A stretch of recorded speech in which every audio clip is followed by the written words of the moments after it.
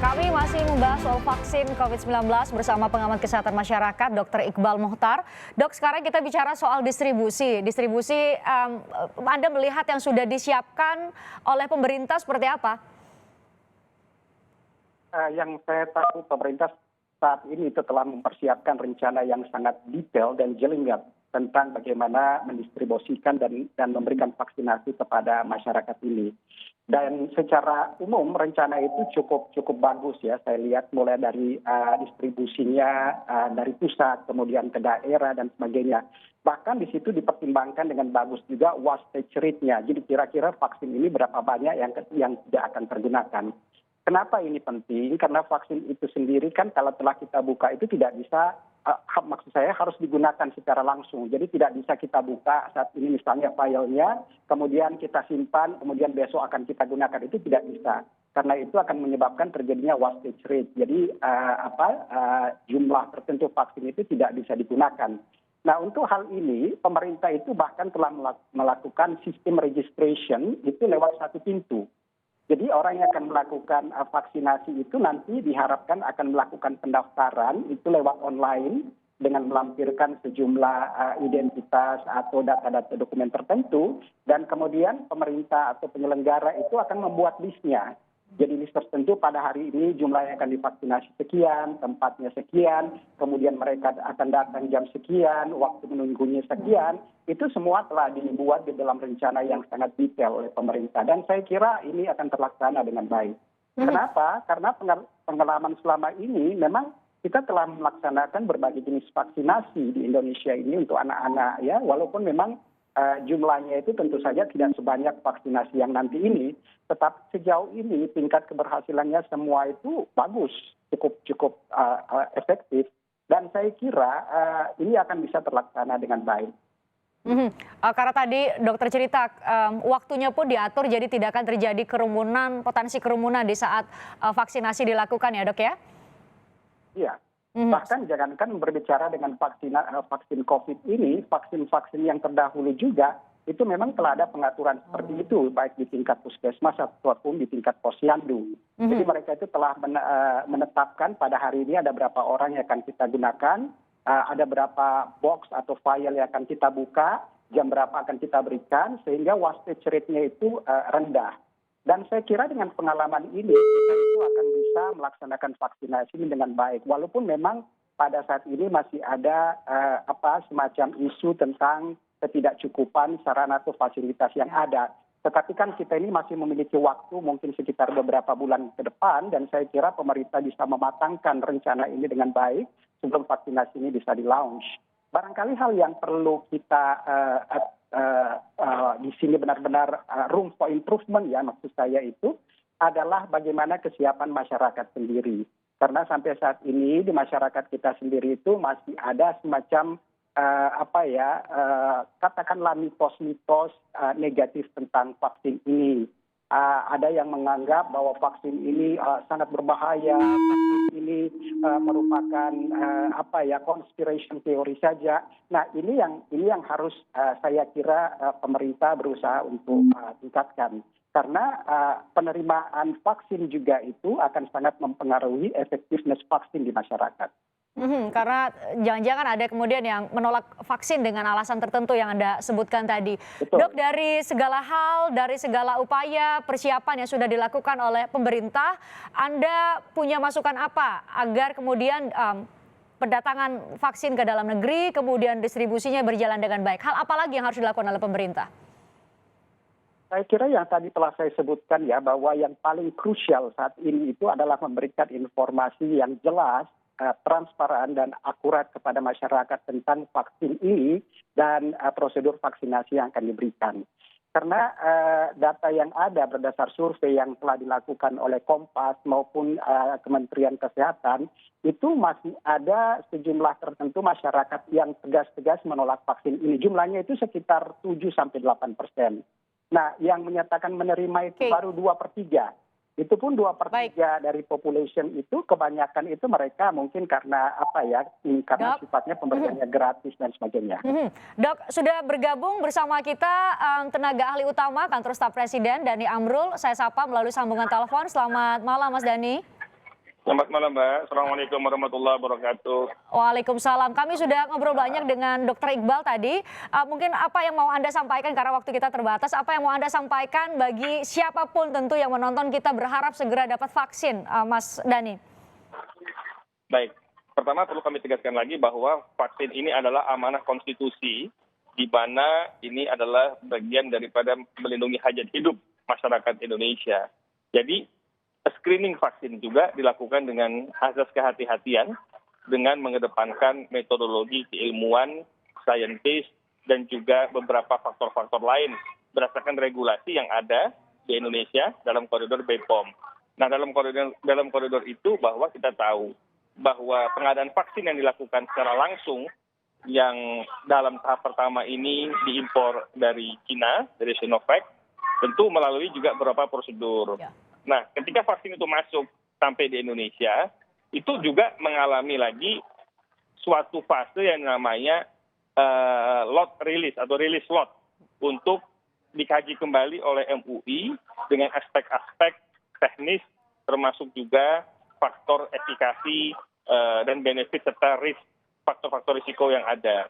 Nah, dari lot release itu kemudian dikeluarkanlah rekomendasi untuk emergency use authorization. Nah, sehingga itu ada proses lagi. Nah, kita berharap karena memang proses pengiriman itu juga menurut koridor waktu juga akan dilaksanakan dalam waktu yang tidak terlalu lama ya.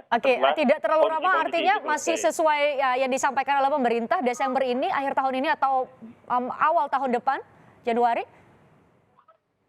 Kalau kita mengacu kepada time frame-nya, bahwa ketika di negara lain, di Brazil, di Chile, dan beberapa negara lain yang menggunakan vaksin Sinovac, jika itu tidak ditemukan permasalahan medis, nah tentu uji klinis tahap ketiga dianggap itu on the track.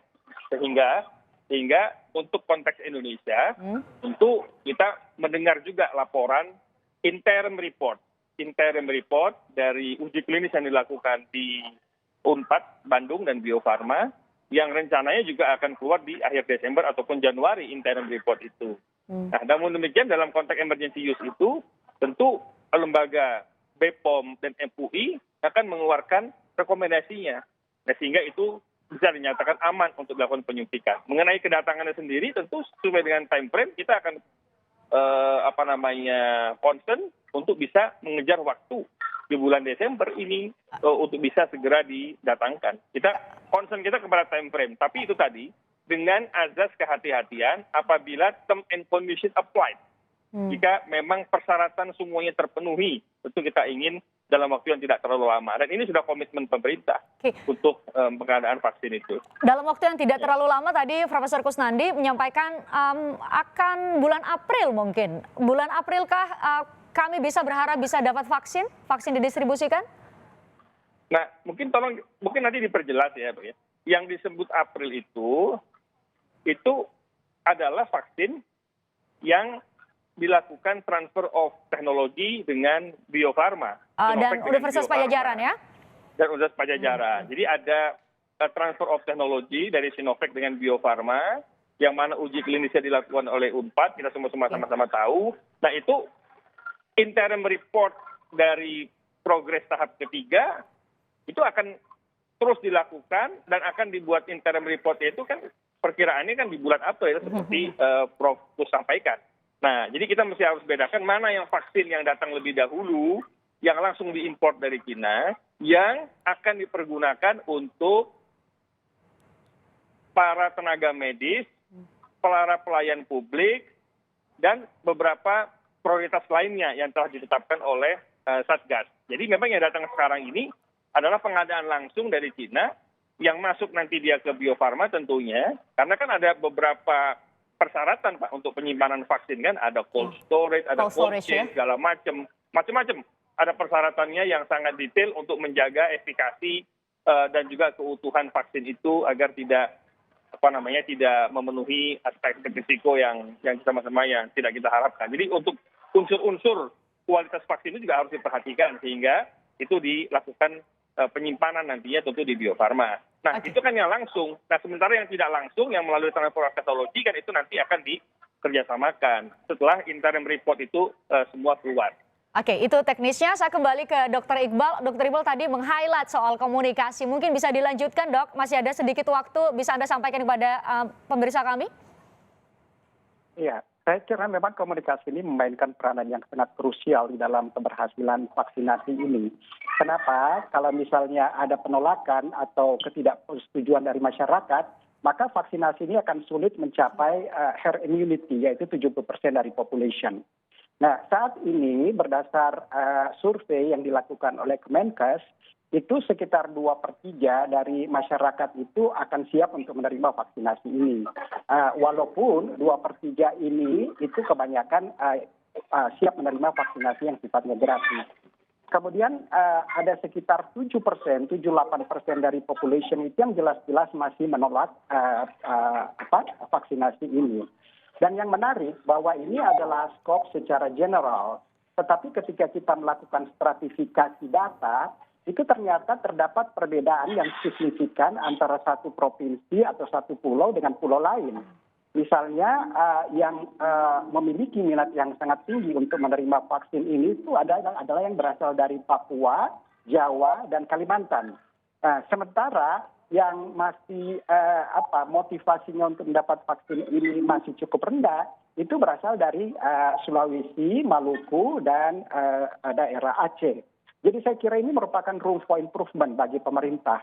Jadi sambil kita mempersiapkan semua step-step yang secara detail telah direncanakan oleh pemerintah, area ini juga nggak boleh kita lupakan. Jadi kita harus mulai start dari sekarang itu memberikan informasi yang akurat, yang transparan, yang kredibel kepada masyarakat, sehingga begitu vaksin ini sudah ready to launch, masyarakat itu sudah siap untuk menerima. Oke, bagaimana dengan penerimaan masyarakat, strategi komunikasi dan koordinasi dengan pemerintah daerah, Mas Dhani? Ya, pertama tentu Satuan Tugas sudah menyiapkan strategi komunikasi dengan intensif, dengan menyeluruh, dengan masif ya, berdasarkan dengan culture maupun metodologi dan karakteristik wilayah setempat. Tentu ini metode komunikasi seperti saran Mas Iqbal tadi itu sangat-sangat penting. Dan kedua juga Kementerian Kesehatan itu kan sudah pengalaman lama ya untuk mengelola strategi komunikasi yang berkaitan dengan permasalahan pandemi. Jadi itu ada flu burung, ada segala macam, dan itu sudah ada track record-nya, ada tracing-nya juga sudah berjalan dengan baik. Hanya seiring dengan berjalannya waktu tentu perlu repackaging lah metode komunikasinya. Dan saya juga melihat teman-teman di Satgas sudah menyiapkan itu semua, strategi komunikasi secara masif, metodologinya, hanya memang tinggal kita atur langkah kerjanya, sehingga tahapan-tahapan ini bisa dikomunikasikan dengan baik. Jadi memang jikalau ada kelemahan strategi komunikasi itu sebetulnya bukan karena kesengajaan ya, tapi itu karena faktor dinamika di lapangan dan permasalahan tentang COVID ini memang pergerakannya memang sangat luar biasa. Sangat dinamis ya. Effort pemerintah juga extraordinary menghadapi permasalahan vaksin ini, menghadapi permasalahan penanganan COVID ini. Sehingga kita perlu lincah.